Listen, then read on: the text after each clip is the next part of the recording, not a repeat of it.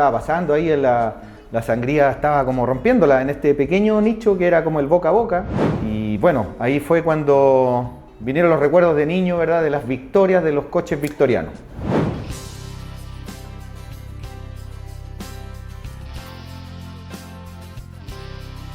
Estamos muy felices con el recibimiento de la gente, de ustedes, por nuestro primer capítulo del podcast.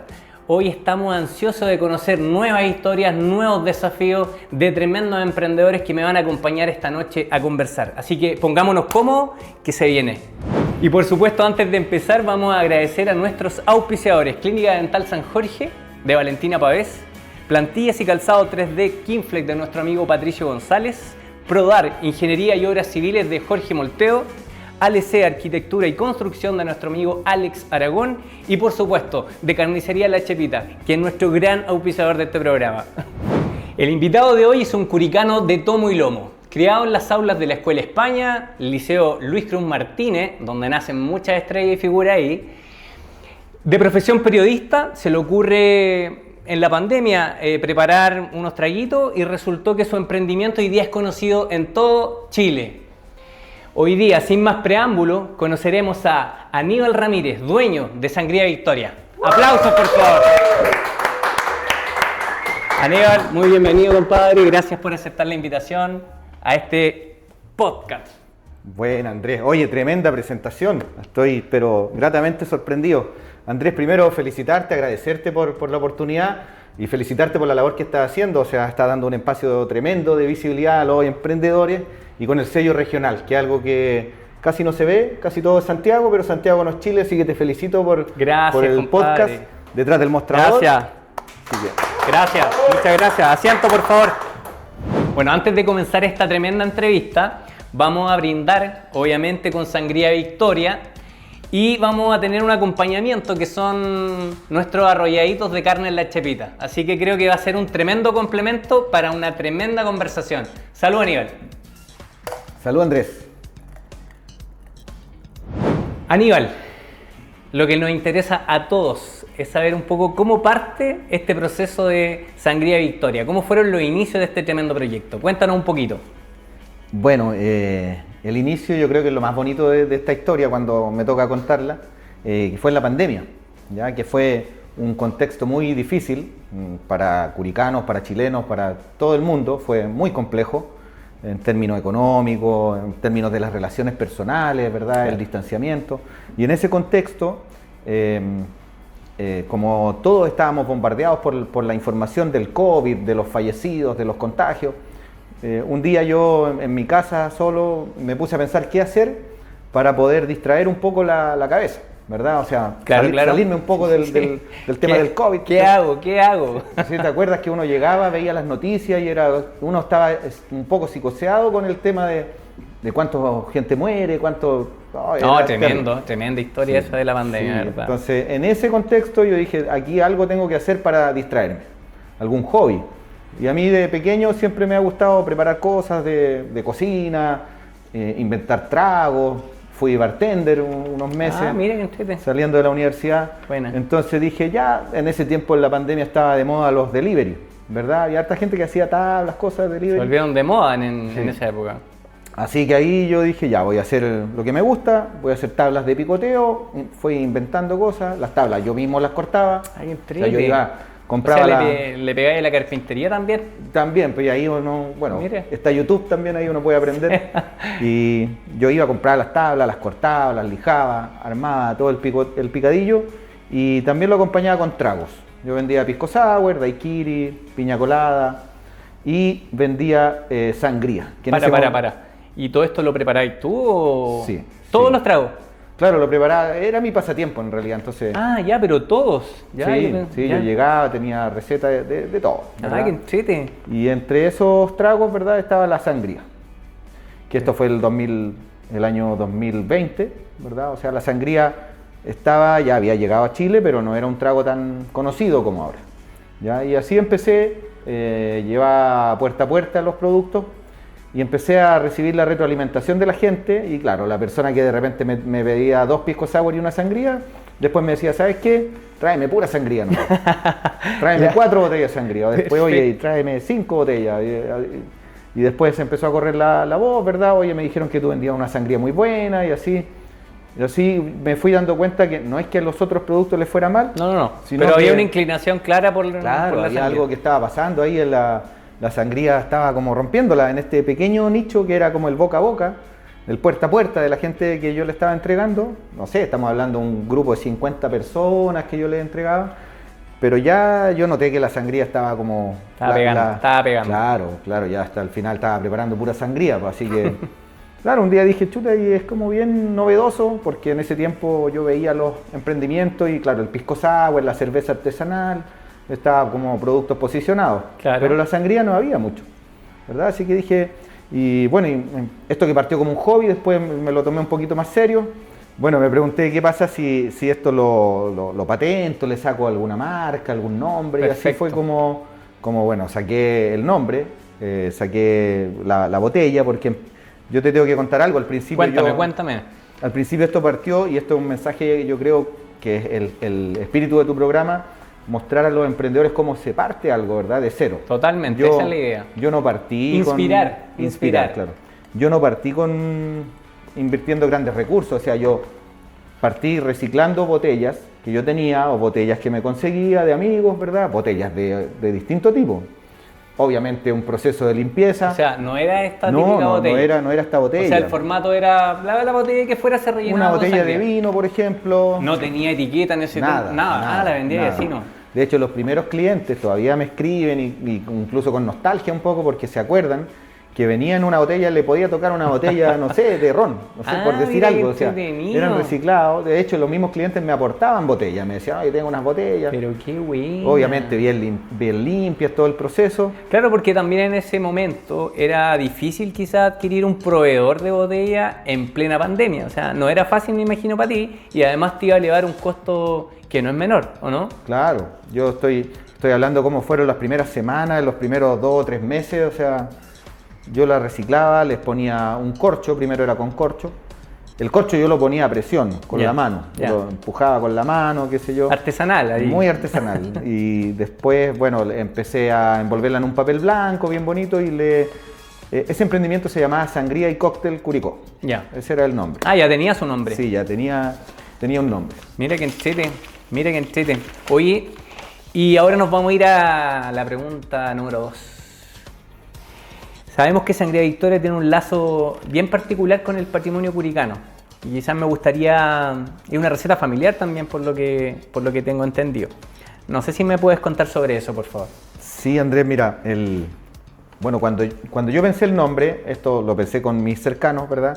La idea era darle algún sentido, que tuviera algún tributo a la ciudad, a Curicó, ¿verdad? Que es la ciudad que tanto quiero, obviamente, nací en Curicó.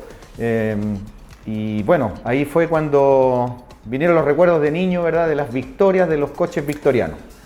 De los coches, ¿verdad? Que en la plaza antes se veían mucho. Mira tú. Y ahora todavía queda un cochero que es Don Aliro. Para que aprovecho, sí. No me canso de homenajearlo. Sí, tremendo personaje también, ¿ah? Sí. Hace poco estuve ahí dándome una vuelta con su victoria. Sí, don Aliro tiene más de 80 años y él todavía, para los que quieran dar un paseo en una victoria, él todavía está con su victoria en la Alameda. Sí. ¿Ya? Así que apoyemos el emprendimiento también, totalmente. Que él es un capo, ¿verdad? Lleva muchos años con su victoria. Bueno, y ese es el significado del nombre. Victoria es por los coches victorianos que recorrían la ciudad. O sea, se vincula al patrimonio de Curicó, a nuestra historia, y tiene un sentido, y aparte que encuentro que el nombre Victoria tiene mucho carácter, mucha fuerza. Totalmente, tremendo nombre y tremenda inspiración la que tuviste. Sí. Y la receta, tú me preguntaste por la receta, ¿verdad? Uf, a ver si me la voy a contar. La receta, aquí tienen que ponerlo, ¿verdad? No vamos a revelar la receta. Es verdad eso. Pero algunas cositas no, es lo que se pueda contar. O sea, lo que le podemos contar a la gente es que nuestra receta se elabora con un vino de la zona, del Valle de Curicó, un Cabernet Sauvignon, la sangría de vino tinto, ¿verdad? Que es la tradicional. Que es la que estamos probando, ¿verdad? Probando, claro. A ver. Si es que se me olvida el sabor. Tiene sabor curicano. Sí. ¿Cierto? Y la otra es la sangría blanca, que esta es la innovación. Es con un Sauvignon Blanc, también del Valle de Curicó. Y bueno, y a esto se le añaden extractos de frutas cítricas, ¿verdad? Naranja principalmente. Esta tiene otras frutas también, ¿verdad? La verdad que esta, Aníbal, no he tenido la posibilidad de probarla, ¿eh? Así que espero que esta botellita quede ahí. Sí, ¿ya? Ahí va a quedar. No va a desaparecer. Bueno, y eso es con el vino, los extractos de fruta y especias naturales, que eso es lo que le... Ahí está la magia, ¿no? Claro, por ahí va la magia. Siempre ¿verdad? la magia está en los aliños. Sí, o sea, sí. hay un producto de base que lo conocemos todos, que está, pero claramente me imagino que ahí tiene que haber algo muy familiar, porque pegó mucho en la familia. Sí, es una receta con especias naturales, que es lo que diferencia a los productos artesanales de las grandes marcas de industrias masivas, ¿verdad? Que no hacen, que son más industriales. Totalmente. Así que, bueno, eso es lo que te puedo contar, no puedo revelar más detalles, pero... Es que me parece perfecto, está muy bien, muy bien. Oye, la conversación ha estado muy entretenida, aquí conociendo a nuestro gran amigo Aníbal Ramírez, curicano, emprendedor. Y nada, me gustaría brindar nuevamente, pero esta vez me gustaría invitarte a probar el arrollado de la Chepita, que al igual que tu producto, Aníbal, es un producto artesanal, como bien ustedes saben. Y este producto es, pero especial para acompañar esta sangría. Así que, por favor, compadre.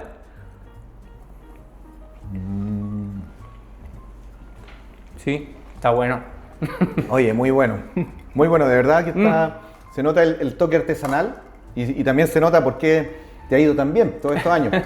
Tú me contabas un poco de tu historia y para los que están empezando a emprender, escuchar tu historia también es un ejemplo. O sea, gracias Aníbal. Vemos un esfuerzo que no es de un año o algunos meses, sino son décadas, y que también tú me pudiste contar que has pasado por malos momentos, pero una clave de los emprendedores, tú lo debes saber, es la perseverancia, la constancia. Totalmente. Y no perder nunca la esperanza o la fe en el producto, que es lo que te mueve. Y qué bueno lo que estás diciendo, porque yo creo que el mensaje para todos los emprendedores, para todas esas personas que tienen las ganas de hacer algo, tienen que entender una cosa, ¿sí? Por favor, tienen que entender una cosa, esto no es fácil, esto requiere de esfuerzos, de horas de trabajo, de años sin vacaciones, no existen los feriados para los emprendedores, eso es en un comienzo, si lo logras mejorar, allá tú.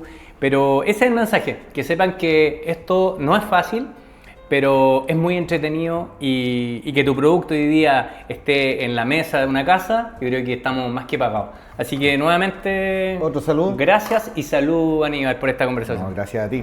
Oye, Aníbal, en la introducción que hicimos, tuve de profesión periodista. ¿En qué minuto pudiste meterte a este mundo de la sangría? Cuéntame un poco eso. Bueno, Andrés, varias personas me han hecho la misma pregunta. Un periodista que está haciendo sangría, como que no le encaja, ¿verdad? No encaja, pero bueno, para los emprendedores uno realmente muchas veces no encaja, o sea, el perfil del emprendedor. Totalmente. De repente buscar el camino alternativo. Y yo soy periodista, estudié en Valparaíso, trabajé 10 años en el hospital de Curicó, ¿verdad? Bueno, trabajé en otras cosas antes, pero como profesional hice mi carrera ahí, esos 10, casi 11 años.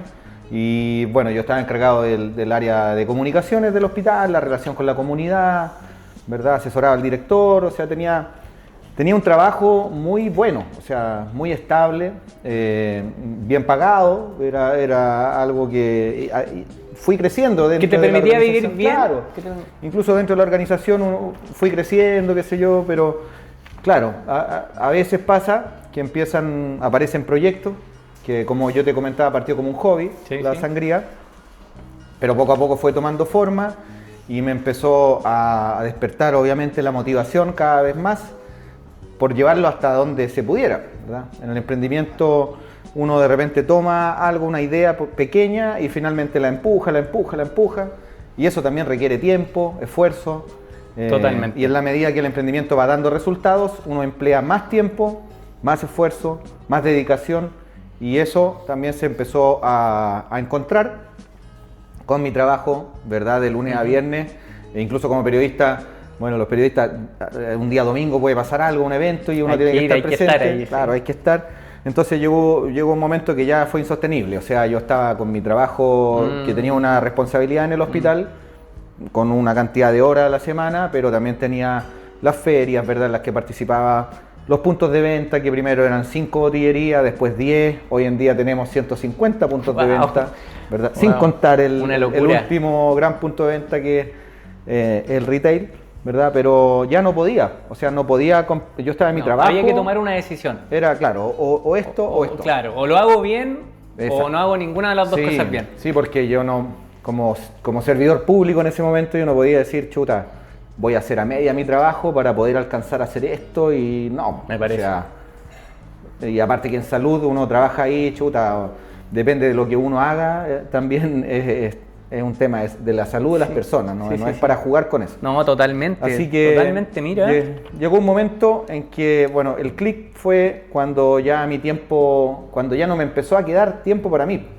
Yo dije, me está yendo bien, mi emprendimiento están dando los números, tengo muchos puntos de venta. Tenías ya el piso, ¿verdad?, para poder dejar tu trabajo y decir, ¿sabes qué? Claro. En realidad ahora puedo seguir pagando mis cuentas igual si tomo esta decisión hoy día. Sí, ¿no? Y algo muy importante además, que le puede servir a quienes están empezando a emprender, es que eso me sirvió para tener un pequeño colchón. Exacto. Porque uno cuando emprende, yo dije, bueno, las primeras botellas, no sé, compré 100 botellas. Y las tapas, tantas tapas, pero resulta que después cuando ya tienes, no sé, o va creciendo mucho el negocio, después ya tengo que pensar en comprar pallets de botellas, kilos de tapa, o sea, la inversión cambia, pero totalmente.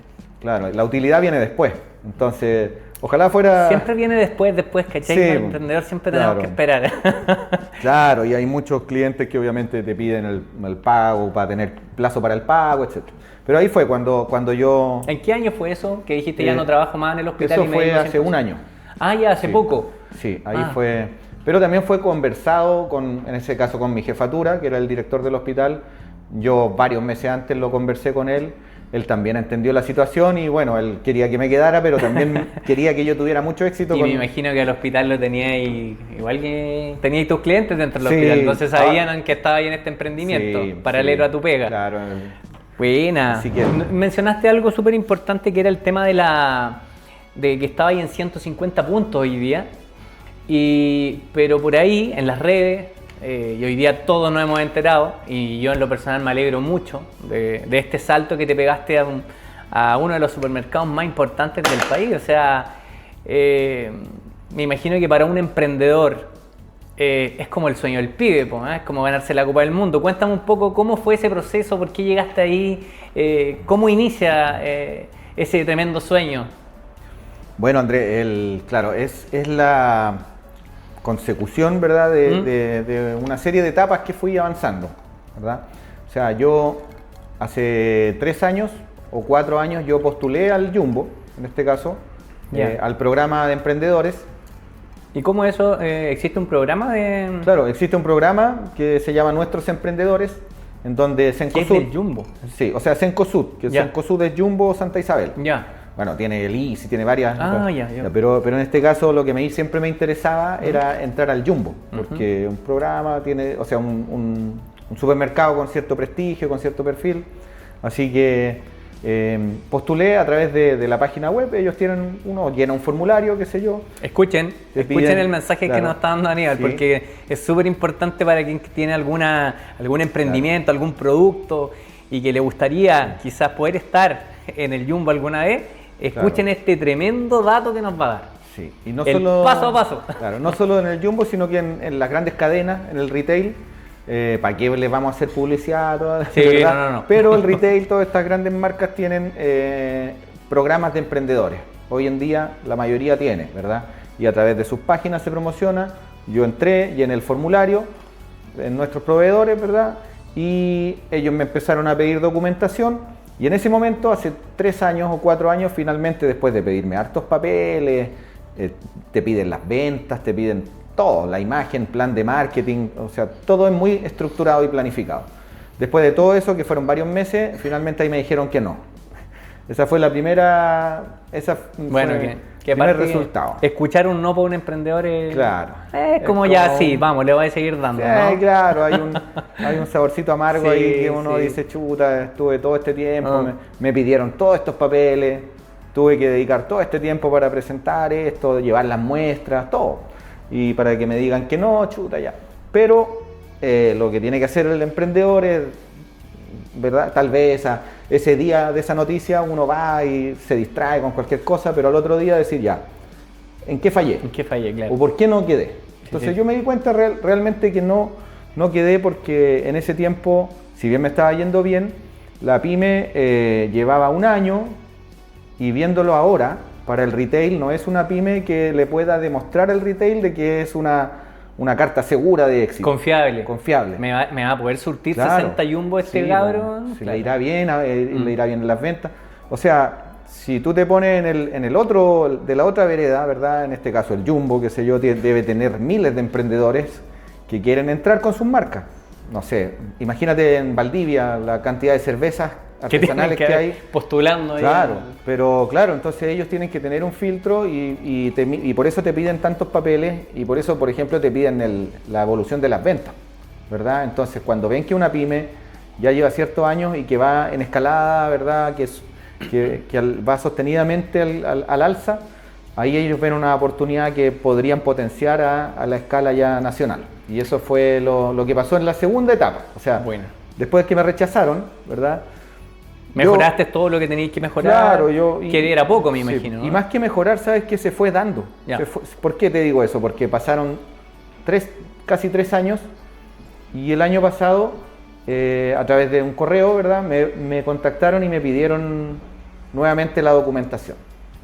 Oye, claro, pensaba yo, estos gallos tienen que mandar seguramente a hacer un estudio, qué tal funciona Sangría Victoria en Curicó. Y a mí hay algo que me empezó a llamar mucho la atención, Aníbal, era que en botillería que andaba había un rompetráfico iluminado que decía Sangría Victoria. Y yo decía, este gallo se ha gastado todo en publicidad. Y yo creo que eso hizo que tu marca a uno se le quedara grabado desde el día 1.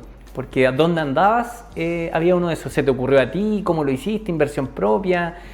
Cuéntame un poco ese detalle, porque igual creo que te ayuda a potenciar mucho el que esté en todos los lugares. Claro, esos los luminosos, esos redonditos, ¿verdad? Sí. Que los fui primero poniendo 2, 3 luminosos, ¿verdad? O sea, la parte de la inversión que hablábamos, obviamente uno no tiene el dinero de repente para comprar 100 luminosos, pero sí partí con 2, 3 y me fui dando cuenta que en las botillerías que yo instalaba ese luminoso, las ventas iban aumentando, porque la gente se corría la voz, porque veía este letrero que es bien llamativo, ¿verdad? Es rojo. Y claro, hoy día he puesto más de 50 luminosos en distintos locales. De hecho, por eso es que tiene ese nombre. Tú lo llamas luminoso, pero en algún momento se llama rompetráfico, porque en el fondo lo que hace es que tú te quedes pegado leyéndolo y eso te queda grabado. Hay un tema psicológico ahí también que se ocupa mucho en ese rompetráfico. Oye, y cuéntame, ¿cuál es ¿cómo ves tú a Sangría en un tiempo, en un futuro? ¿Cómo se proyecta Sangría? ¿Cómo se proyecta Aníbal en este tremendo proyecto?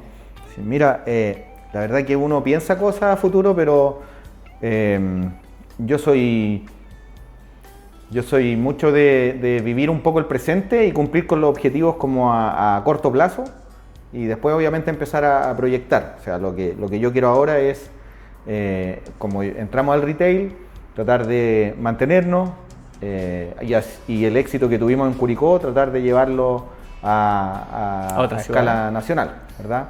Pero eso yo sé que demora tiempo, demora tiempo y esfuerzo. Seguramente vamos a tener que participar en distintas ferias, ¿verdad? En distintas ciudades de Chile para que nos dé la gente pueda probar el producto. Maravilloso, o sea, maravilloso. No me cabe duda que va a ser un éxito todo lo que Pero lo que sí podría decir, más allá de metas, de números, que vender esto, es el llevar y por ahí se ha generado como ese eslogan, ¿verdad? Llevar el sabor de Curicó a todo Chile. Bueno, me gusta. Esa es mi idea, que la gente, que incluso uno como curicano esté en otra ciudad, pruebe una sangría y se sienta orgulloso de decirle a la gente, oye, mira, esta sangría es curicana, es un vino curicano, es una receta tradicional, partió de la pandemia, ¿verdad? Y ahora está... Maravilloso, maravilloso. El sabor de no Curicó me cabe duda que va a ser Chile. así, compadre. Oye, Aníbal, nos vamos a una sección importante de este podcast, que es el pimponeo, donde te voy a hacer una pregunta y tú me vas a responder, ojalá, con un par de palabras solamente, ¿vale? Ya, chuta. Aunque te cueste, ¿ya? Difícil. los emprendedores somos buenos para hablar, pues, ¿ya? Así que bueno. Pregunta número 1. Emprendimiento en la región. ¿Qué opinas tú? ¿Una palabra?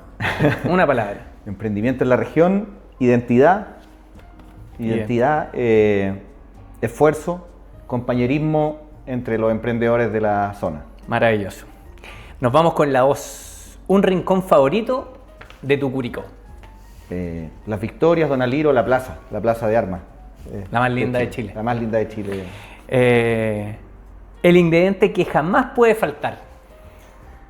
Las especias. Las especias. O sea, el vino, obviamente, pero el toque se la dan las especias naturales. Totalmente, eso para todo. La pandemia, ¿qué significó para ti? Transformación. Uf, buena. Transformación. Sangría Victoria en una sola palabra.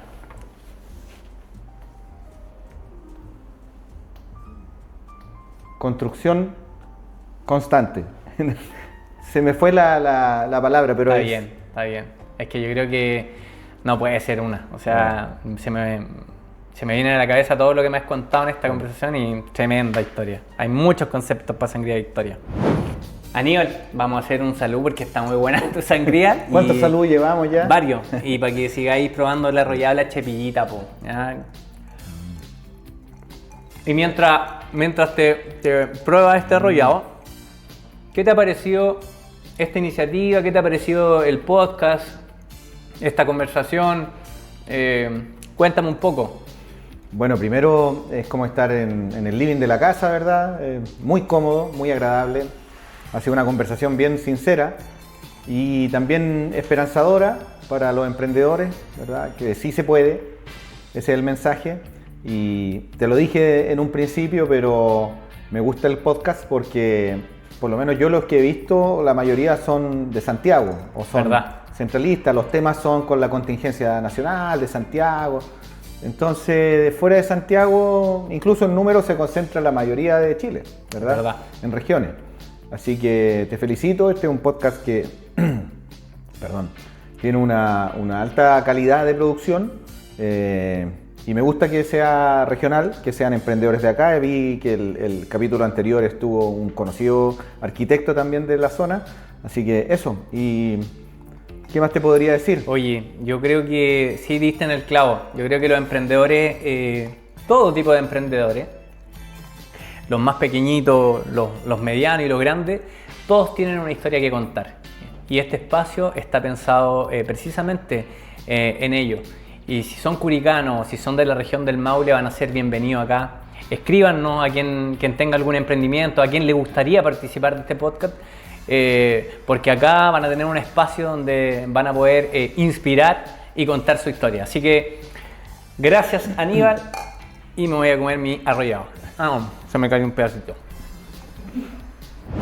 Aníbal, ya terminando este podcast, te quiero proponer algo. Mira, pasaste del hobby en el domicilio a estar en las grandes ligas del retail.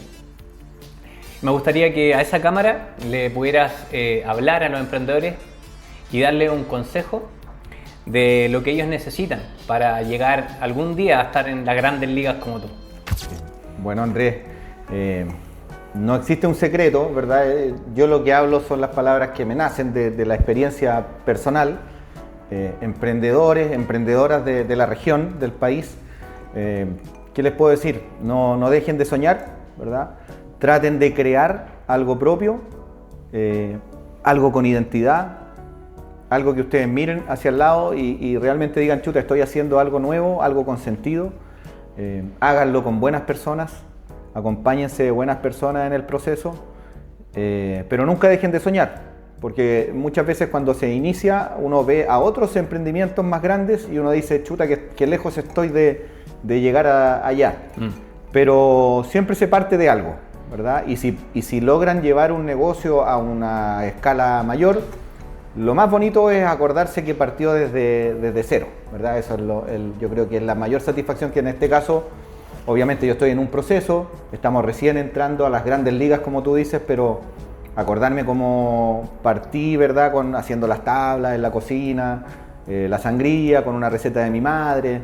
Qué bonito. Eso es bonito, así que no dejen de soñar y cuando tengan esa idea con mucha creatividad, diferenciándose del resto, sean perseverantes, sobrepónganse al fracaso. El fracaso es parte de esto. Y no van a fracasar una vez, lo más probable es que sean Muchas varias veces, pero cada una de esas veces traten, o lo que yo siempre he tratado, no de echarle la culpa al resto, sino que ver en qué me equivoqué, o cuál fue el cálculo mal hecho, o los factores que influyeron en que esto no resultara como yo quería. Y eso les va a permitir que en la siguiente oportunidad, como me pasó a mí con el Jumbo en este caso, uno sí tenga más posibilidades de éxito, porque en la autocomplacencia obviamente uno no va a avanzar en el camino. No.